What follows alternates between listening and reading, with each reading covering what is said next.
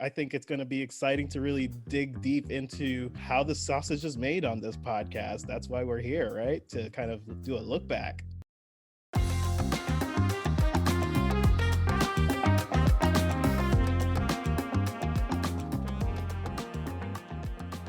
Hey everyone, I'm Meredith Shirey. I'm a licensed psychotherapist specializing in relationship issues. And I'm Isaiah Vallejo-Justy, a divorce attorney. This is a podcast about filling in the gaps of our relationships, the deeply personal choices we make for our families and ourselves, and the impact our actions have on the rest of our lives. This is Love Me or Leave Me.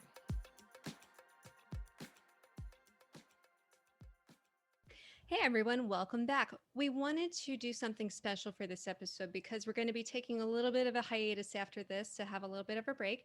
So we wanted to do a recap where we can talk about what we've learned so far. And we thought, what a wonderful opportunity to have a very, very special guest of ours. I'm actually very excited. This is one of my dearest friends. He's also our producer, and we could not have done any of the show without him. Rich Hackman. Thank you. That's such a nice introduction. Really appreciate that. Thanks for having me on. But always, I've been here working in the background regardless. I guess welcome to your show, Rich. Yeah. But Rich, why don't you tell them a little about yourself? What made you crazy enough to take this on? Yeah. I really enjoy entrepreneurship and working with small businesses. That's been a passion of mine for a very long time. And so many years ago, I decided I was going to create a company called The Board Brand. And the focus was on working with solopreneurs, working with entrepreneurs of all sizes, and working with small businesses to help them tell their stories, whether it was branding stories, promotional stories, content stories, just ways for them to really get their names out there and their messages, more importantly. It seemed like a very seamless fit to just hear the work that you guys do in terms of therapy and in terms of divorce law. It resonated with my vision and my mission in life, which is to help tell the stories and to help bridge the gaps and to help people foster relationships. So I was super excited when you both came to me with this idea for a podcast, and seeing that my wheelhouse is everything multimedia, I was just psyched to be on board and to create something so amazing and beautiful that everyone's going to want to be a part of it. Little did you know you'd get Isaiah and I and all of our tomfoolery. That's the perk of the job. I think it's going to be exciting to really dig deep into how the sausage is made on this podcast. That's why we're here, right? To kind of do a look back. One of the things I will divulge to the listeners right now is that Meredith and Isaiah have to be very particular about what they say on this podcast because of the sensitive nature of the jobs that they're in. And that was one of the biggest parts of the discussions we had at the very start. What did we sign up for, Isaiah? What did we agree to? I don't know. Oh, the wheels are coming off. All right. I think it's important for people to understand that because of the very sensitive nature of the jobs that you're doing, there's only so much that you can share. But at the same time, that doesn't mean that you can't really give them the advice that they need. So it was very important for all three of us to kind of come to the table and try to figure out what was the best way to talk about some of these sensitive issues that we wanted to talk about, whether it's in terms of traumatic experiences in a relationship and trying to figure out the best way to dissolve a marriage, finding the best way to communicate with your spouse during COVID. There were so many different things. What were some of those initial expectations you had for this show getting started? I had originally called Meredith to pique her interest. And honestly, at the time, it was, I Googled that we should have like some art and like get some microphones. We'll just talk on the internet and figure it out. It's become so much more than that because this is how I come up with ideas. I'm like, oh, yeah, well, we'll just do it and we'll figure it out as it goes. And that'll be that. So I think that was my initial impression, was just like, yeah, it's a thing that we'll do. It'll be easy. But, it's taken a lot of time and a lot of effort. And I'm really happy with what we've put out there. I'm thinking back to those conversations too. And when we talked about this and you and I had said, hey, why don't we do a podcast? Because we realized we had this really interesting thing where we respect each other's professional work so much. We thought, what's a way to democratize this and make it available for people, especially amidst COVID? So we thought, okay, this might be a really great way to get information out to the broad public. And of course, Rich is a very close friend of mine, and I knew he has this company. And so I floated it by him. Quite frankly, Rich, I expected you to be like, no, Meredith, this sounds crazy. And much to my chagrin, you were like, that sounds amazing. Let's set up a meeting. And I was like, wait, what? We're doing We're this? doing this. Here's something I've really learned. I had no idea how involved podcasts were, how much planning goes into it, and how organized and how detailed. I mean, because we poured over so many details. I mean, God knows how many hours we spent talking through ideas, making sure that we're thinking about all angles of this to try to make sure that we're delivering something that's palatable and useful for listeners, that's meeting both our professional moral code and our personal moral code. And then also trying to find a way to make it fun, because God knows no one wants to read a textbook, and our fields can be a little dry at times. And so trying to find a way to combine all of these things, the fact that you do this on the regular basis, Rich, just amazes me. And quite frankly, there is no way we could have even gotten one episode off the ground if it was just Isaiah and I. Because as you have realized, when it comes to technology, you are absolutely the adult in the room. There's a universe where you guys could have done this completely by yourselves and it would have still been great. I'm putting that out there. And as your producer, I always like to empower you guys to be able to do that kind of stuff. For my part, I will say it doesn't happen all the time. People have lots of great ideas and very poor execution. You know, frequently I'll talk with friends and colleagues who will say, "Hey, I've got this great idea, Rich. We should do this thing," and not anymore, but it used to be about like once a day, somebody would say, "I've got this idea," and hey, Oh we should boy. do this together. And usually what that translates into is, I have the idea, Rich, I want you to do everything else. Right. and and so in the past I've been very hesitant to just jump on board, but something was different about you guys. Understanding people's whys is so important.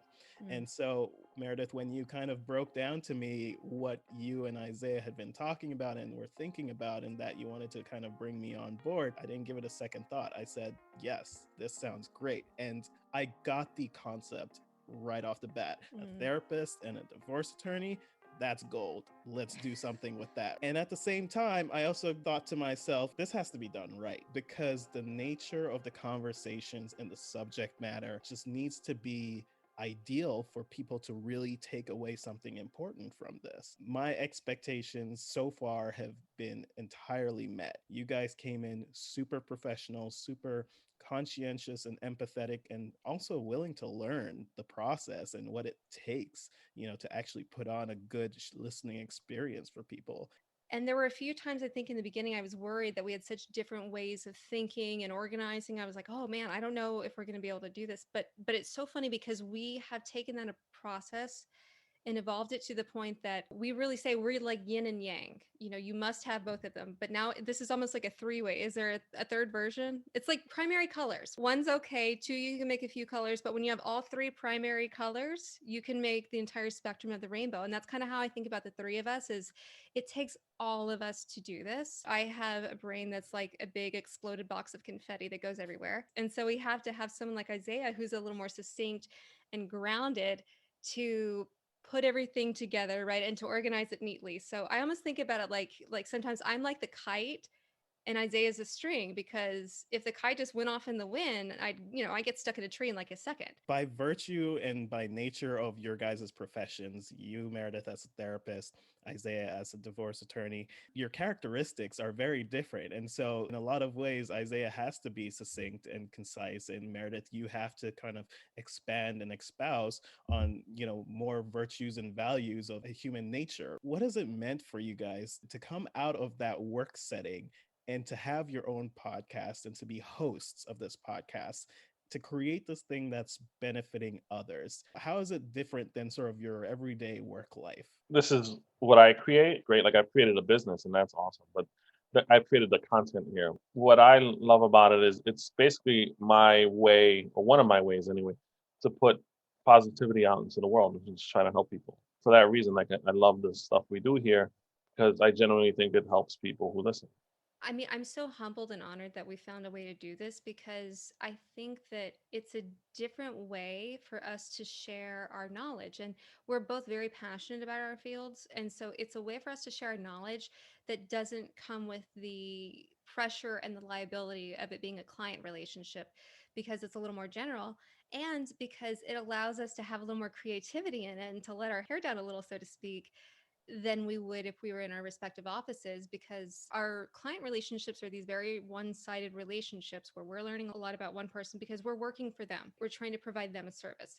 And also too, it's just a really nice way to feel like we can connect with people in a way where we can give them palatable, hopefully useful information, because everyone is going through so much right now. We know that everyone's relationships have been tried in a number of different ways. And so I think it's also our way of putting ourselves out and showing that compassionate, empathic side of us, that really human side that just really loves to connect with people and show how much we care about making this world a better place. There's an importance that's needed in terms of having real conversations.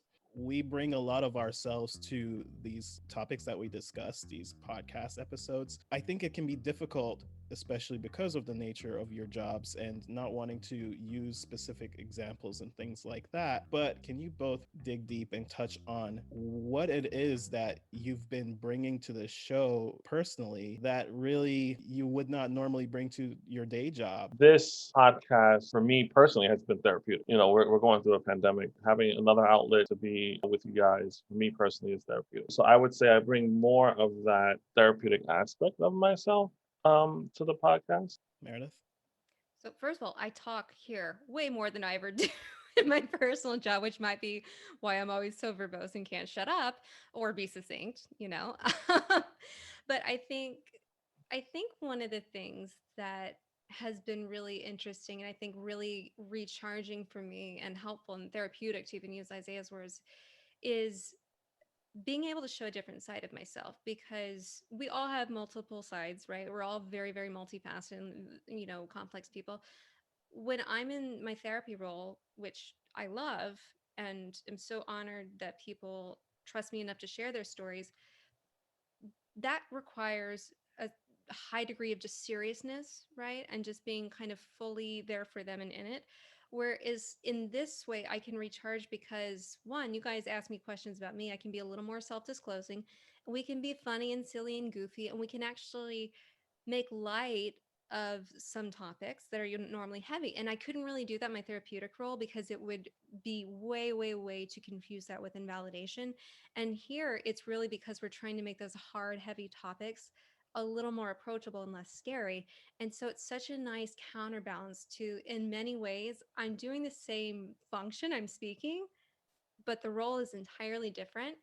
And it's great. It's just been such a nice way to have a different way of getting out this information that we have. Isaiah, can I put you on the spot for just a second? Is that okay? Sure. We all need referral networks, right? And I always needed divorce attorneys because this is what was a referral source my clients needed. But and I would always make sure to meet with people in person because I wanted to get a feel for them. If I didn't feel comfortable sending a friend or family member to this person, I wouldn't send my client to this person. And so I sat down in Isaiah's office, and I remember the very first time I ever met you, immediately feeling connected to you because you're so authentic and you're personable and you're empathic and you're connecting. And the way that that's come through on the podcast is just beautiful. And I love that because I know you know so much about law, but what makes me so drawn to you is how much you connect with other people and how much you deeply, deeply care about everyone in your life and especially the people you work with. Oh shucks. I mean, what what do I say to that? Yeah.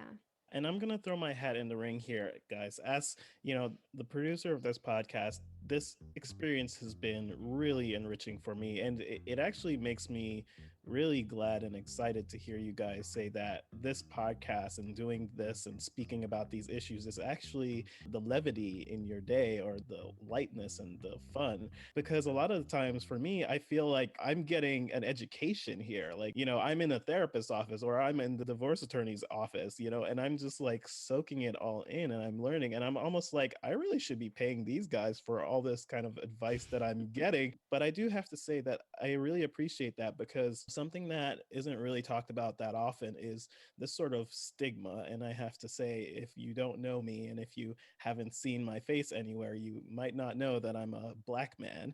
And so I have to say, there is this stigma about Black men in specific, but also people in general seeking out therapy, or even, in contentious situations and relationships, going to a divorce attorney or trying to figure out the best way to both either keep the relationship or leave the relationship, which is why it's so important to talk about love me or leave me. And so for me, as the producer of this podcast and soaking in all this wealth of knowledge and information and applying it to my own life, there's a lot of it when I've looked back on past episodes, I've thought, man, I wish like I knew this 5 years ago or so, when I was going through my divorce. There are just a lot of things that might have been different. I mean, don't get me wrong, I love my life now, but I was gonna but say. that there's lots of stuff that like I could have saved myself a lot of heartache and a lot of hurt and a lot of pain and a lot of confusion and misunderstanding simply by being in either one of your offices. So for me, that's sort of been like the growth and the evolution of our shared experience here on the podcast. And if I may, from that vantage point, talk a bit about what has been your favorite episode or topic on this podcast and why?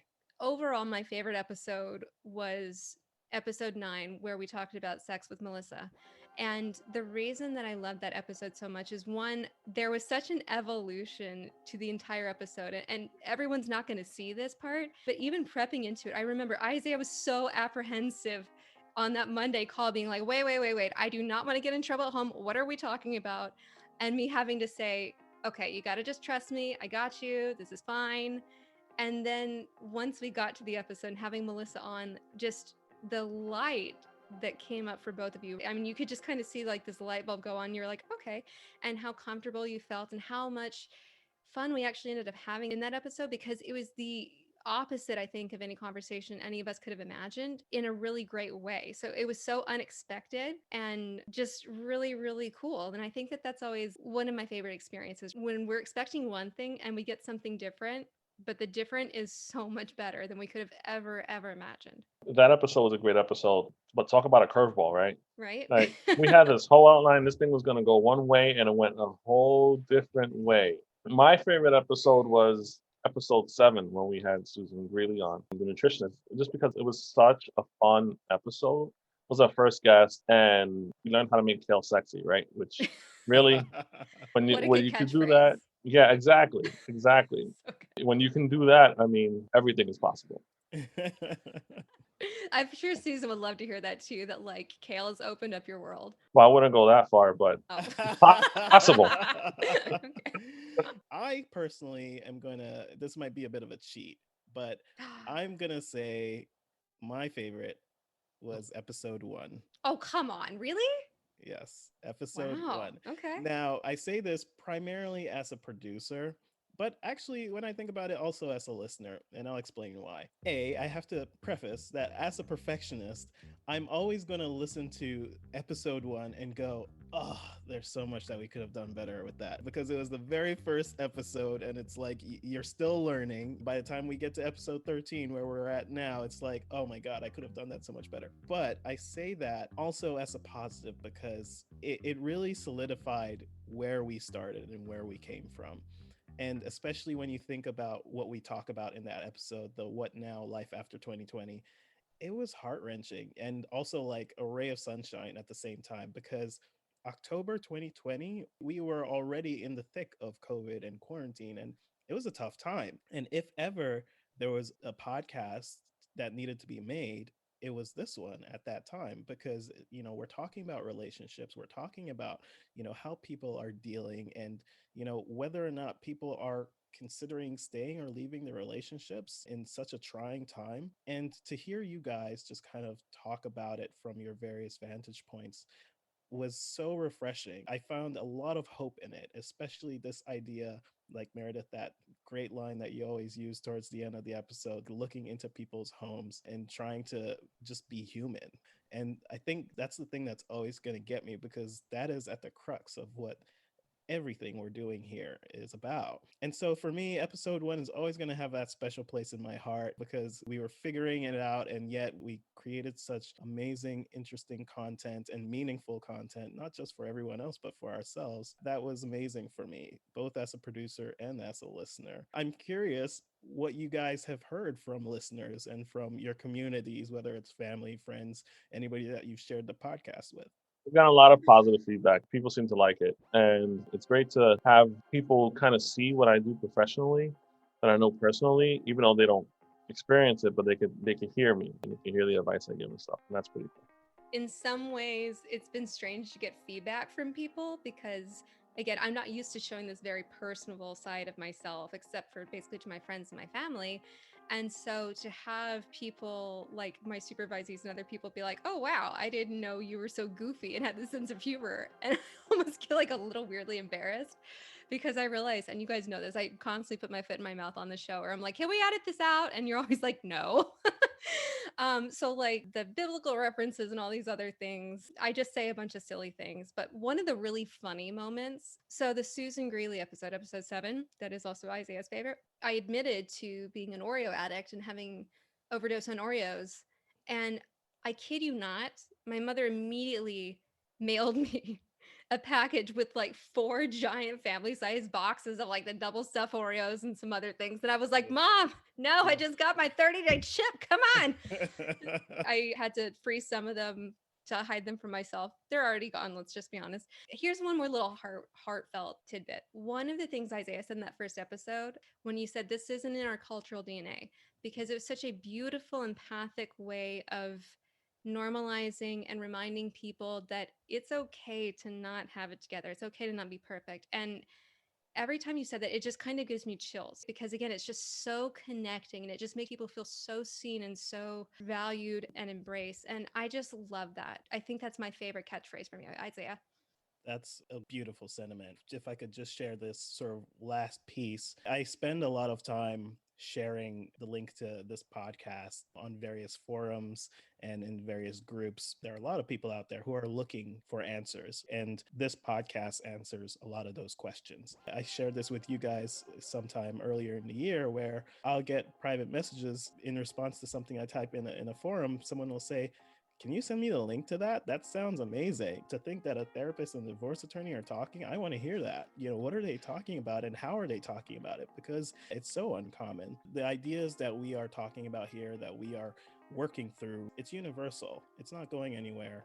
And we've got a lot more coming up. This was like a look back, everything that we've done. Both Isaiah and Meredith have guests lined up already for the second half of this season. We're not going to tell you who they are. It's going to be a nice little surprise, but I'm just going to tell you there's some real heavy hitters and some powerhouse people coming on, talking about things like finances and financial planning for the long term, talking about heavy topics, to be honest, but we're going to try our best to be really sensitive about how we talk about them. If we're able to, we'll talk about things like trauma, addiction, abuse, financial disparities, children specifically, because we've touched on that and it's been a recurring theme, but we really want to do our due diligence. So stay tuned, and we've got a lot more coming, guys.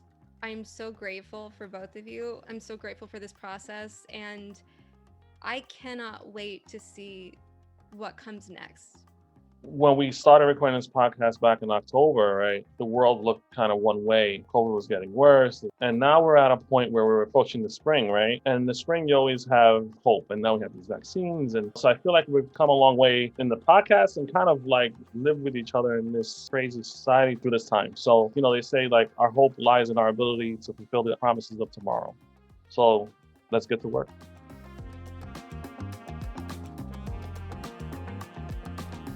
Love Me or Leave Me is a podcast production of the Board brand.